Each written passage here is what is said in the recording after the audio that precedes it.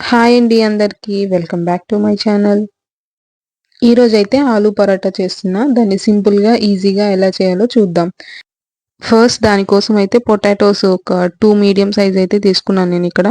So, దాన్నయితే కుక్కర్‌లో ఒక 2 whistles అయితే పెట్టుకుంటున్నాను. పొటాటోస్ అనేది ఎక్కువ బాయిల్ అవ్వకూడదు. జస్ట్ ఒక 90% బాయిల్ అయితే సరిపోతుంది. పొటాటోస్ అనేది ఎక్కువగా బాయిల్ అవ్వకూడదు. సో, ఎందుకంటే స్టఫింగ్ అదే గదా మెయిను. సో, అది గాని లూజ్ అయిపోయిందంటే స్టఫింగ్ సరిగ్గా రాదు. సో, అందుకని జెప్పి కొంచెం చూసి బాయిల్ చేసుకోవాలి. అండ్ నార్మల్‌గా మనం చపాతీ పిండి ఎలా అయితే మిక్స్ చేసుకుంటామో అలానే మిక్స్ చేసి పెట్టుకోవాలి పక్కన. ఇక్కడ చూస్తున్నారు గదా! పొటాటోస్ అయితే బాయిల్ అయిపోయింది.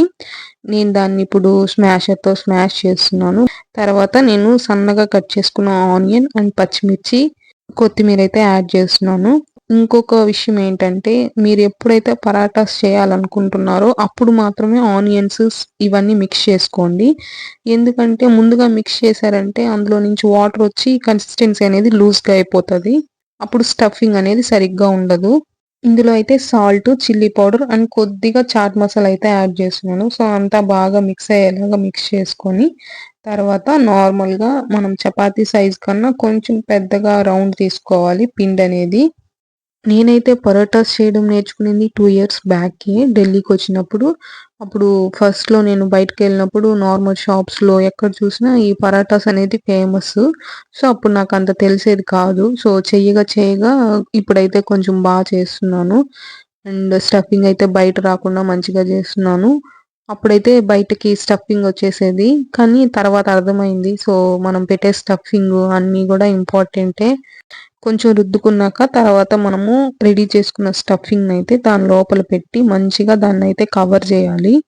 మనం పెట్టే స్టఫింగు ఎంత గట్టిగా ఉంటే థిక్‌గా ఉంటే అంత వస్తది పరోటాస్ అనేది. సో, దాన్ని మంచిగా క్లోజ్ చేసుకొని అండ్ ఇలా లైట్‌గా ఒత్తుకుంటూ ప్రెస్ చేసుకోవాలి, రుద్దుకోవాలి. అప్పుడే పరాటా స్టఫింగ్ అనేది బయట రాకుండా ఉంటది.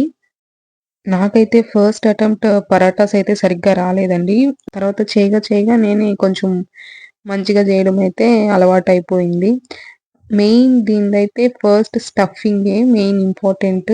సో, స్టఫింగ్ ఎంత థిక్‌గా ఉంటే అప్పుడే పరాటాస్ అనేది వస్తది. తర్వాత ఇంకో ఇంపార్టెంట్ టిప్ అయితే చపాతీ పిండిలాగా సాఫ్ట్‌గా కాకుండా కొంచెం గట్టిగానే కలుపుకోవాలి పిండైతే.